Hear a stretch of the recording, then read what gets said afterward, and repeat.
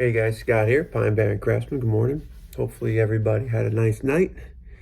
It is, I don't know, 7:30 in the morning. Um, so the the night was long, right? It was up and down, lack of sleep, headache. Um, I don't know, little stressed out. I don't know, stressful sleep, I guess. I think I went to bed too early. Here's the deal.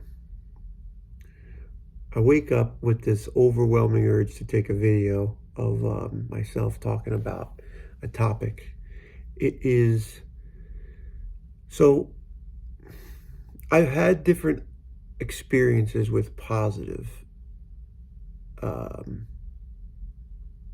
enthusiastic, positive discussion, like of things that might be going on. So, like, I've got different reactions. It's hard to explain. I'll just give an example. So, I lost some weight.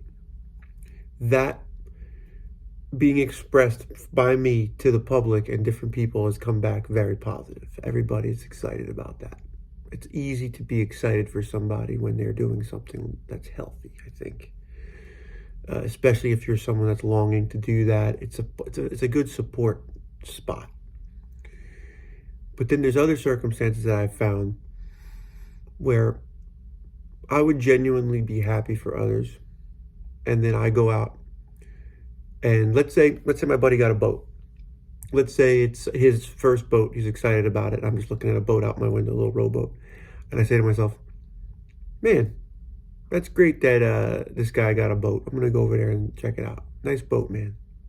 It could be beat up, it could be rusty, it could be a project, it could be great, it could be expensive, it could be overpriced, it could be way too fast for what we need on a lake, it could be too small, it could be a thousand things. But if it's a positive event for this person, I try to share that with them. Right? I try not to be Debbie Downer. So commonly that something will happen in my life, and I'll be so excited I want to tell somebody. And it might be something like, oh man, I finally got this Model A. Like, that's one of the reasons why I shot the video. It wasn't to brag that I'm going to get a Model A project, which I wound up not finishing it and getting rid of it anyway for more money. Sold it for a flip. But one of the reasons why I got rid of it was because there wasn't any excitement around it for me. As selfish as that sounds, right?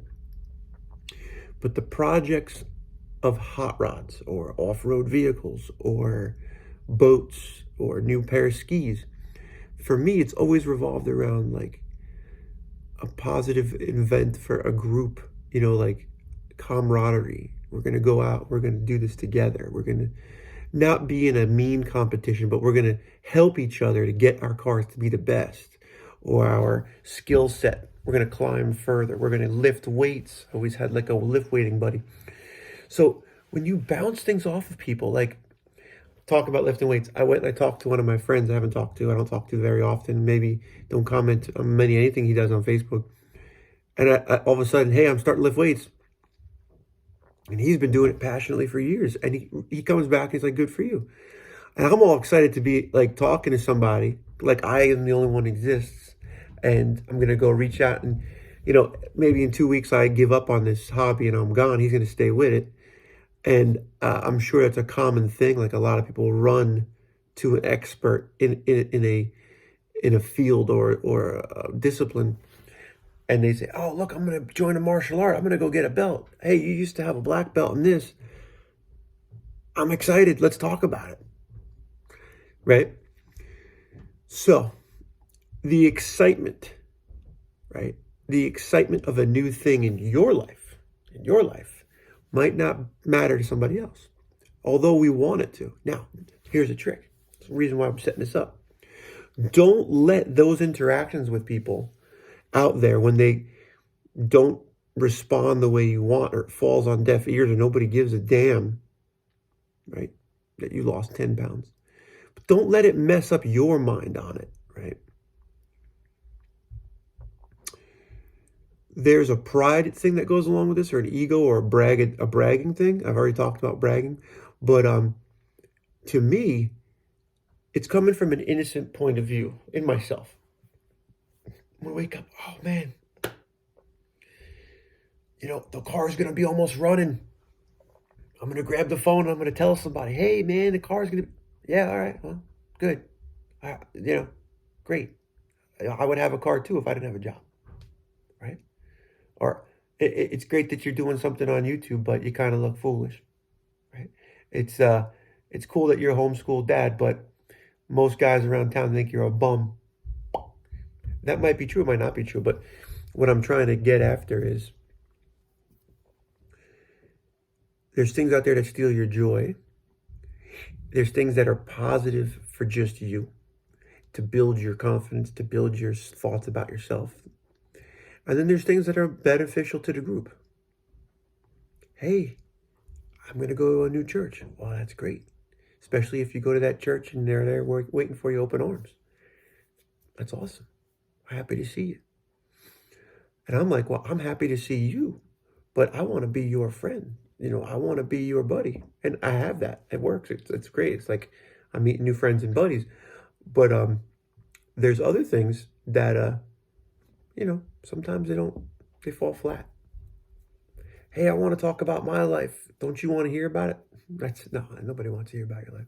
But if I want to talk about my problems, there's a lot of people that are interested in your problems because they can reflect on their problems. My problems are different.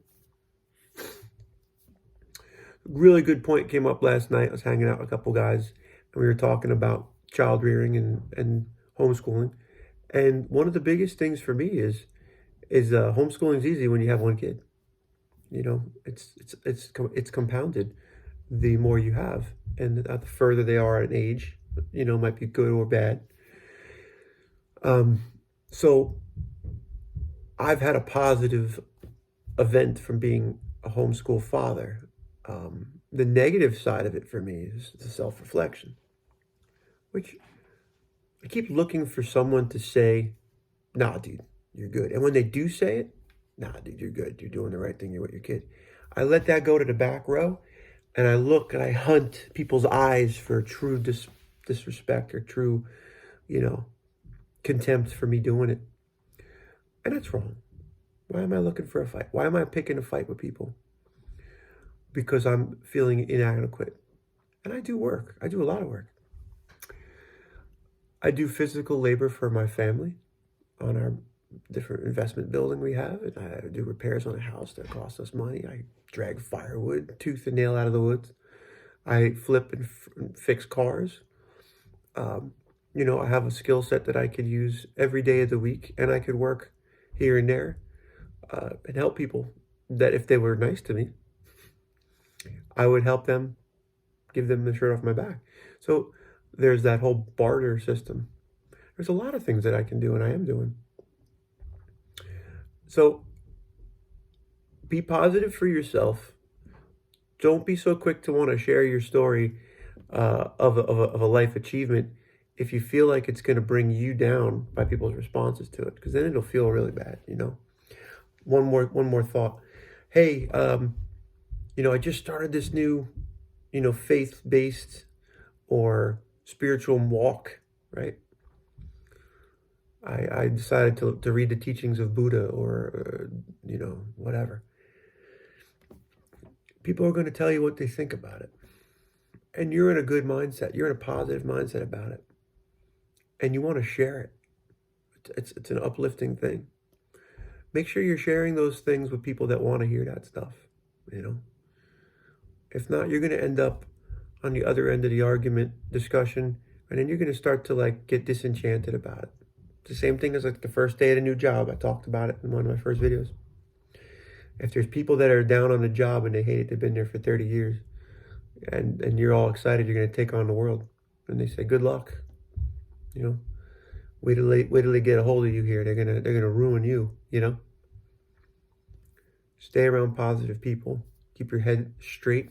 If there's an event that you achieve, you can share it, but try not to reflect too heavily on people's opinions of you or what you're saying or doing or what kind of boat you got. So like, share, subscribe. This video goes deep into a lot of things about myself. This is a personal thought, and it's my opinion. I bought a boat, And the boat wasn't really the best boat. They said, oh, you should have an outboard motor, not an inboard outboard. And you should have an open front. So when you go up to the end of the lake and you crash the boat into the lake and you want to get off onto the beach, you could jump off the front. You know, or, you know, I would have preferred a deeper boat for this type of weather on the lake.